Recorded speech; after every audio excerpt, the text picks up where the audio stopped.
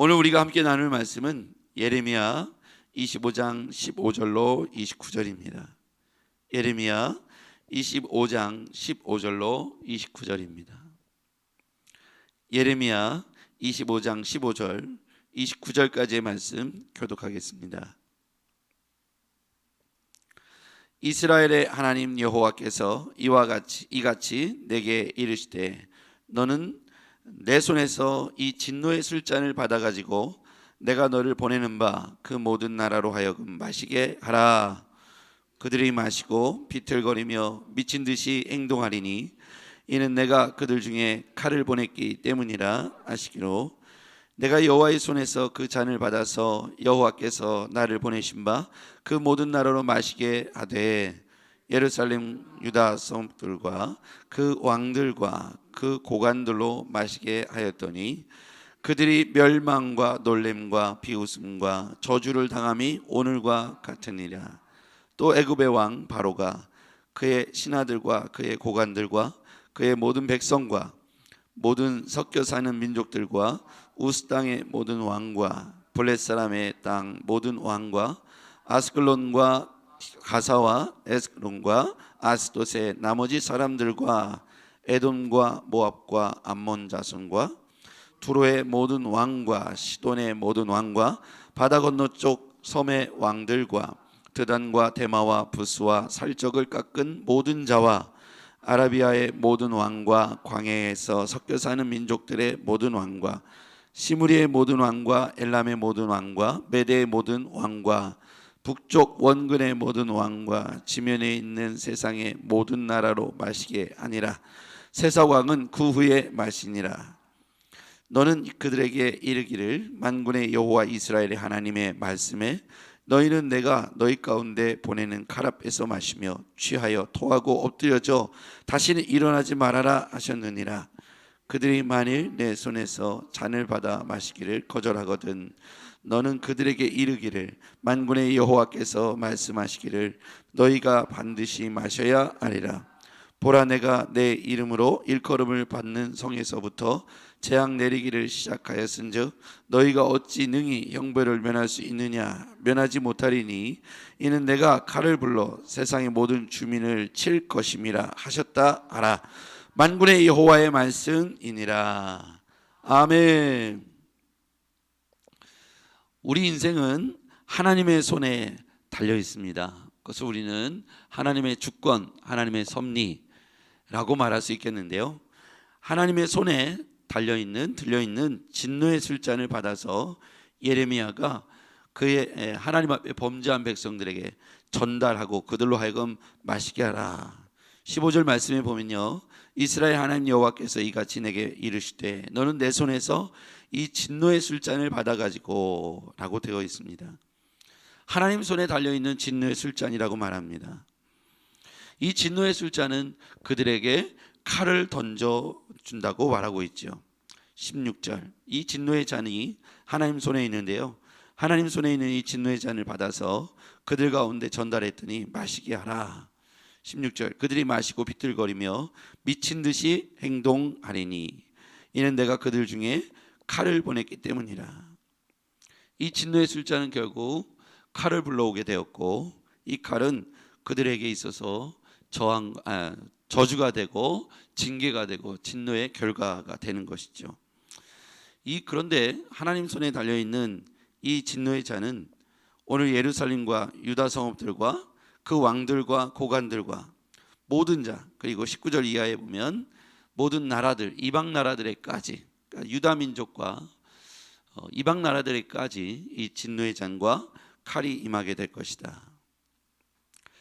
우리 하나님 앞에서 순종하고 또 그 말씀을 순종하게 따라가는 것은 우리 믿는 자들뿐만 아니라 그 외에 모든 이방 나라들도 하나님의 주권 안에 달려 있고 그것도 하나님의 공유와 통치 아래 있음을 오늘 말씀하고 있는 것이죠. 하나님의 손에서 진노의 잔을 받아서 마시는 모든 나라들, 예루살렘, 유다, 그러니까 하나님의 안에 있는 통치된 백성들, 선민의 백성들 외에 그 나머지의 백성들도 이와 같이 하나님의 주권 아래에 있음을 말씀하고 있습니다.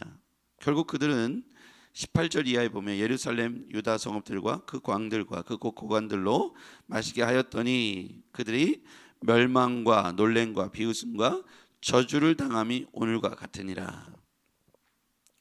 하나님의 손안에 있었던 하나님의 선민의 백성이, 그 복 안에 있었던 하나님의 은혜 안에 있었던 선민의 백성이 은혜를 은혜로 취급하지 않고 하나님의 은혜를 망각하고 그것을 부끄럽게 행동했을 때 하나님께서 그 손에서 진노의 잔을 그 가운데 베푸시고, 그들이 그랬더니 유다 성읍들과 그 예루살렘과 유다 성읍들 그 왕들과 고관들이 멸망하면서 놀랜다. 그리고 비웃음과 저주를 당하게 되었다.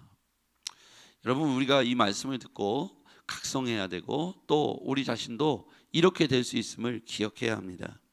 하나님의 택한 백성들도 하나님 앞에서 공의와 심판 아래 있음을, 주권 아래 있음을 잊지 말아야 합니다.